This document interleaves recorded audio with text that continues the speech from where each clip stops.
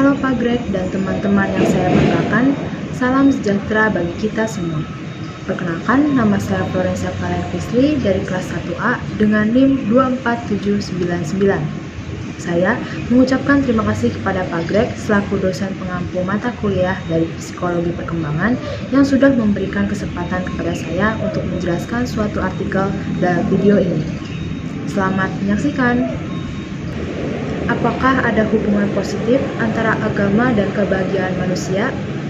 Analisis ekonometrik berdasarkan data Swedia. Artikel Alice Jedborg. Otoritas Kesehatan Publik Swedia bertujuan untuk menciptakan kondisi yang mendukung kesehatan bagi masyarakat. Penelitian ini menyelidiki pengaruh religiositas terhadap tingkat kebahagiaan, yang menemukan bahwa kehadiran keragamaan signifikan terkait dengan kebahagiaan, terutama jika dikontrol oleh variabel kepemilikan agama dan berdoa. Lalu, Otoritas Kesehatan Publik Swedia juga memiliki target untuk mencapai kesehatan yang setara dengan kebijakan kesehatan publik.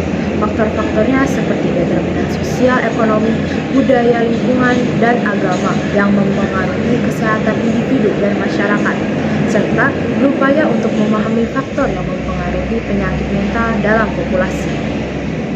Beberapa penelitian menyoroti hubungan antara kepuasan hidup dan agama, di mana mayoritas menemukan hubungan positif. Studi lain menunjukkan bahwa perbandingan pendapatan juga berperan penting dalam tingkat kebahagiaan seseorang. Konsumsi individu dan kecemburuan terhadap konsumsi orang lain juga sangat mempengaruhi dalam hal kebahagiaan. Peningkatan konsumsi dapat meningkatkan utilitas individu, tetapi juga bisa memicu dalam hal kecemburuan. Hal ini juga menyarankan adanya keseimbangan dalam cara individu mengkonsumsi barang dan jasa agar kebahagiaan terjaga. Kajian tersebut juga menyoroti pentingnya mempertimbangkan faktor-faktor dalam mencapai kehidupan yang sangat bermakna. Penelitian ini juga berfokus pada pengaruh agama terhadap kebahagiaan masyarakat Swedia, sejauh mana agama sangat berperan dalam kesejahteraan dan relevan dengan kebijakan kesehatan publik. Data pendapatan relatif penting dalam hubungan dengan kesejahteraan subjektif, namun juga tidak tersedia dalam survei sosial Eropa. Penelitian sebelumnya juga membahas kebahagiaan dan faktor penentunya, serta memiliki efek positif agama pada kesejahteraan subjektif.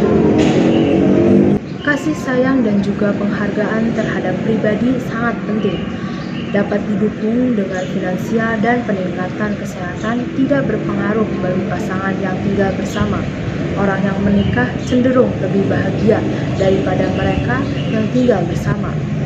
Kehadiran di gereja juga sangat memberikan dampak positif pada kebahagiaan.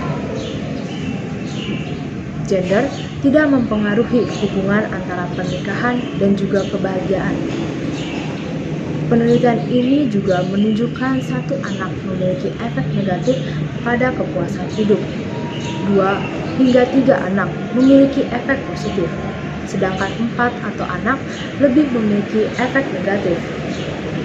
Anak-anak juga dapat memberikan dampak positif pada kebahagiaan bagi orang yang sudah menikah, tetapi ada juga efek negatif bagi pasangan yang sudah tinggal bersama.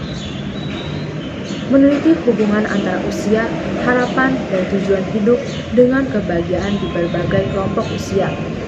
Tujuan hidup memiliki korelasi positif dengan kebahagiaan pada semua kelompok usia, sedangkan harapan hanya memiliki berhubungan positif dengan kebahagiaan pada orang dewasa, dan juga memiliki tujuan untuk hidup penting dengan pengembangan individu dan kesejahteraan subjektif. Dan juga perkembangan manusia melibatkan berbagai komponen, termasuk juga tujuan hidup yang berpengaruh pada kesehatan psikologis individu, terutama pada remaja dan orang dewasa. Hidup dapat dibagi menjadi 3 dimensi: pengalaman kesenangan yang menghasilkan kebahagiaan dalam jangka pendek, lalu yang kedua ada keterlibatan dalam hal mendalami aktivitas yang membuat individu bisa kehilangan diri, dan juga yang terakhir ada kehidupan yang bermakna yang melibatkan tujuan yang lebih besar dari diri sendiri. 2 dimensi terakhir juga berkontribusi pada kepuasan yang lebih mendalam dan bertahan lama. Selanjutnya, teori psikologi perkembangan manusia. Saya memilih teori Albert Bandura. Hubungkan teori tersebut dengan artikel Alice Jane Bourne ini. Selanjutnya, pada teori Albert Bandura, peneliti Swedia tidak menemukan hubungan positif antara agama dan kebahagiaan, di mana peneliti menyoroti masalah kesehatan mental di Swedia, di mana 70% penduduk memiliki gangguan. Infrastruktur dan juga dukungan sosial berperan sangat penting dalam kesehatan mental. Target Swedia adalah kebahagiaan warganya. Kebahagiaan seseorang dipengaruhi oleh budaya, contohnya seperti pendidikan. Orang yang dengan pendidikan tinggi cenderung lebih bahagia, di mana sebaliknya orang dengan pendidikan yang rendah memungkinkan merasa dirinya tidak bahagia, misalnya seperti sebagai seorang guru. Lingkungan juga sangat mempengaruhi kebahagiaan seseorang. Beberapa orang percaya bahwa iman dan doa mereka dapat menyembuhkan penyakit atau memberikan kebahagiaan. Meskipun tidak ada bukti yang logis, keyakinan spiritual seringkali memberikan rasa aman dan keyakinan akan kehidupan setelah adanya kematian.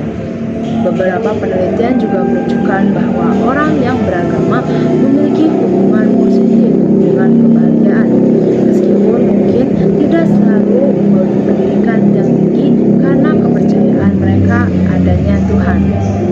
Baik, jadi itu penjelasan yang sudah saya sampaikan. Mohon maaf bila ada kata ataupun kalimat yang kurang tepat. Terima kasih dan Tuhan memberkati.